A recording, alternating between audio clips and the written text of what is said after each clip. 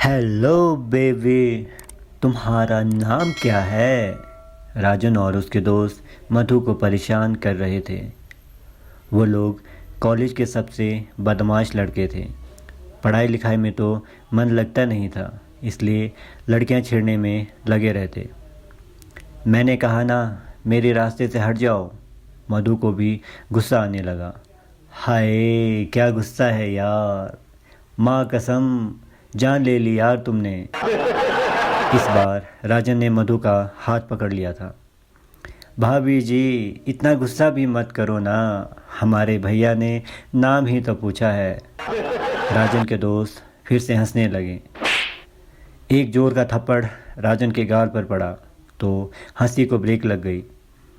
राजन भी गाल पर हाथ रखने पर मजबूर हो गया। इससे पहले कि बात आगे बढ़ती, प्रिंसिपल और बाकी स्टूडेंट्स वहाँ आ गए। मधु, तुम ठीक तो हो ना? प्रिंसिपल ने पूछा। जी सर, मधु ने जवाब दिया। बेटा, तुम क्लास में जाओ, मैं जरा इनकी क्लास लेता हूँ, कहते हुए प्रिंसिपल उन्हें अपने साथ ले गया। आखिरी बार कान सुनकर सुन लो, दोबारा ऐसी हरकत की तो कॉलेज से निकाल दूंगा, समझे?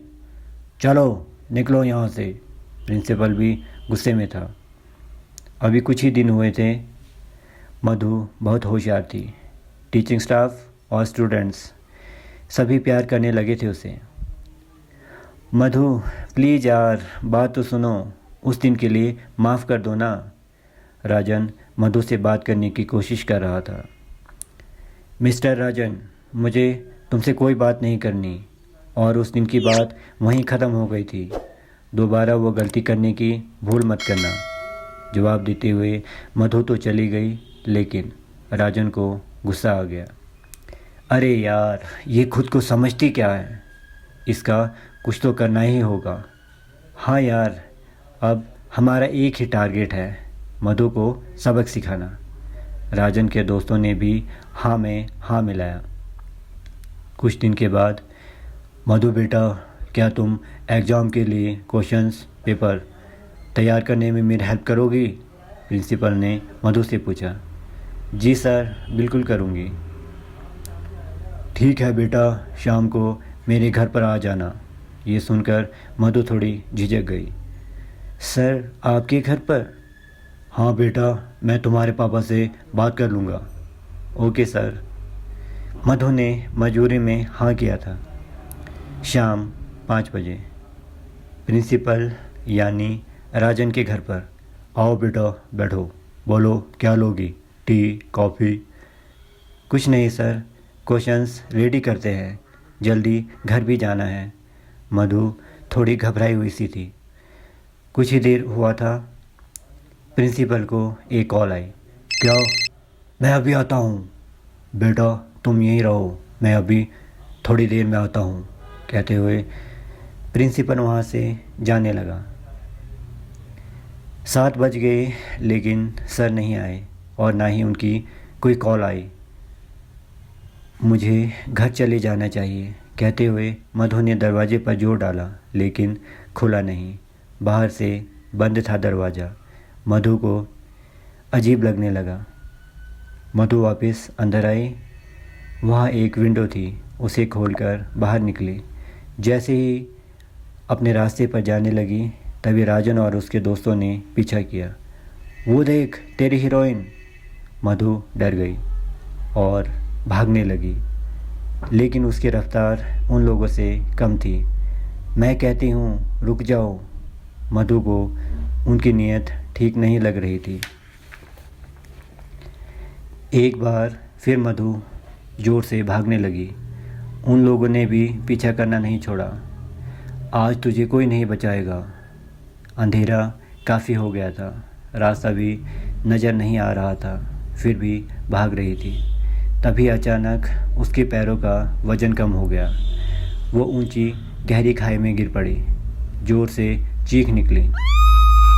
राजन और उसके दोस्तों को भी रुकना पड़ा। अरे यार, लगता है वो मर गई है, चलो यार भागो यहाँ से।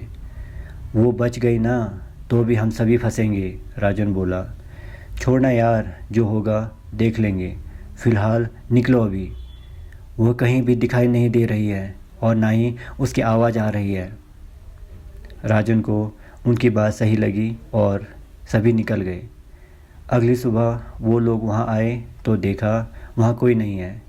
कहाँ चली गई? लगता है अपने गांव वापस चली गई, राजन बोलने लगा। बहुत दिन बीत गए, मधु का कहीं भी कुछ भी पता नहीं था।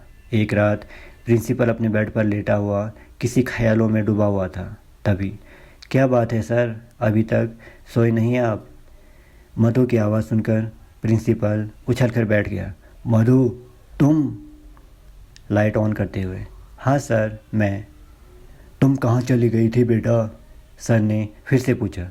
क्या सर, चलो ना, क्वेश्चंस रेडी करते हैं, देर हो रही है, मधु ज़ोर से बोली।